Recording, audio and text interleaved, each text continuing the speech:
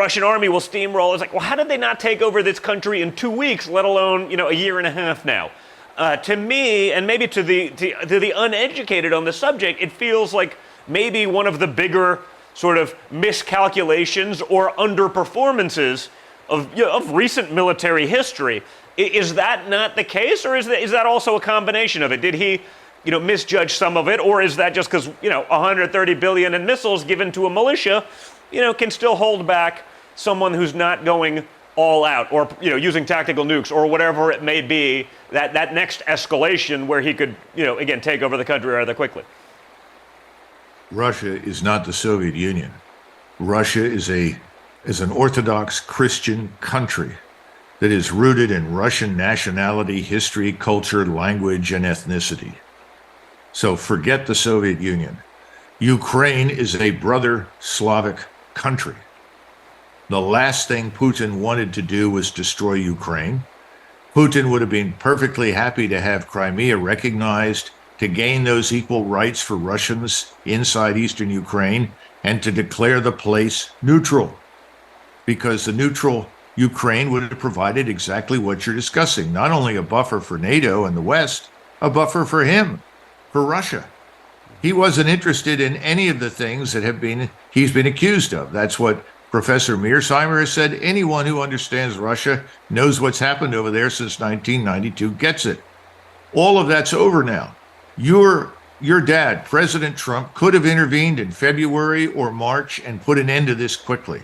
And I'm confident that he would have. We would have convened talks without preconditions. We'd have come to some sort of new territorial arrangement. And I think we would have had a neutral Ukraine, which was in everyone's interest, and no war. But now, those days are past. This government in Moscow, it's not just President Putin, his entire population is enraged. They don't trust anyone in the West, especially since Chancellor Merkel and now President Macron have both admitted that the so-called Minsk Accords, which were supposed to address these issues, were a facade. They were a fraud. They were designed to, quote unquote, buy time to build up Ukraine. And they built it up. That was not a militia that was defending eastern Ukraine. They were actually very good soldiers. Most are now dead. They've had 300 to 350,000 dead Ukrainian soldiers, another 300,000 or 400,000 wounded. They're now forcibly dragging old men and boys into uniform to fight.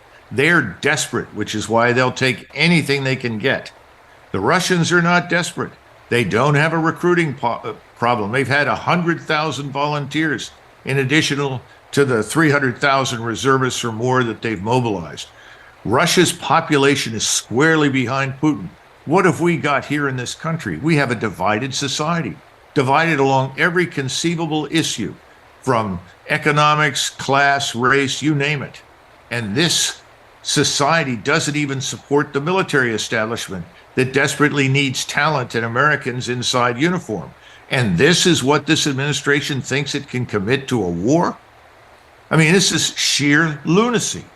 We need to get out of this before we're dragged into something. And the notion that we could take on the Chinese, a nation of 1.4 billion people, what do you plan to do with your military power against that? What makes you think anything we would do would influence them? And as President Trump pointed out, that's an economic competition, one that he could handle. Unfortunately, we're not even in the competition anymore. We've surrendered. Well, the Navy has a drag queen influencer that's going to help the recruitment problem right now, Colonel, so I'm sure things will be just fine. What could go wrong? Right.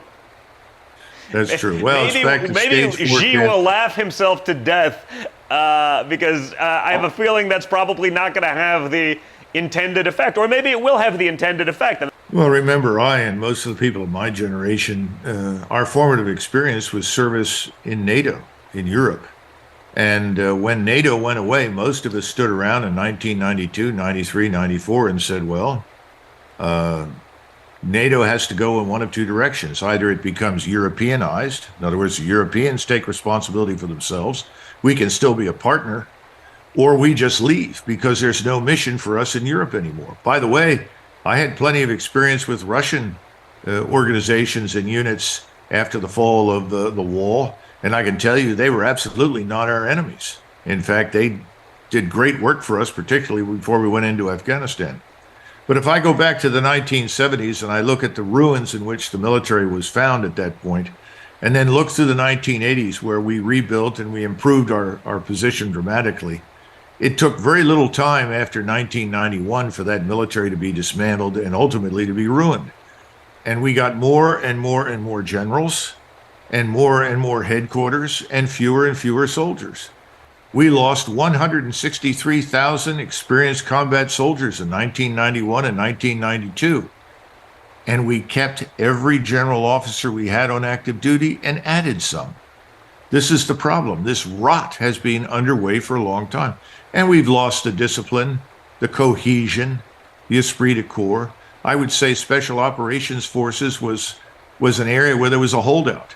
And of course, the administration hates special operations because they claim it's another hotbed of white supremacy. So they're now talking about trying to do away with as much of it as they can. Everything is white supremacy or climate change, just so we're clear. I mean, at least in the minds of the left, any problem can either stem from white supremacy or climate change or both. So, yes. So my argument is in 1991, we were a very healthy organization. But we were also disappointed, many of us, because we thought that we had gone over there to fight a war and win it. We discovered after a very short period of time, hostilities were ended. And then the big lie was perpetrated that, well, we really didn't set out to remove Saddam Hussein. That's not really why we went. We just wanted them out of Kuwait, which is not true because we then began trying at every opportunity to kill Saddam Hussein wherever he went. We bombed the place into the Stone Age. So the bottom line is we stood around and said, well, wait a minute, we could go to Baghdad with 5,000 men and pick up Saddam Hussein and that bunch and put another group of Iraqi generals in charge and let the UN handle it. The last thing we needed to do was occupy anything. And of course, when we went back in 2003, originally, that was the plan. We were not going to occupy.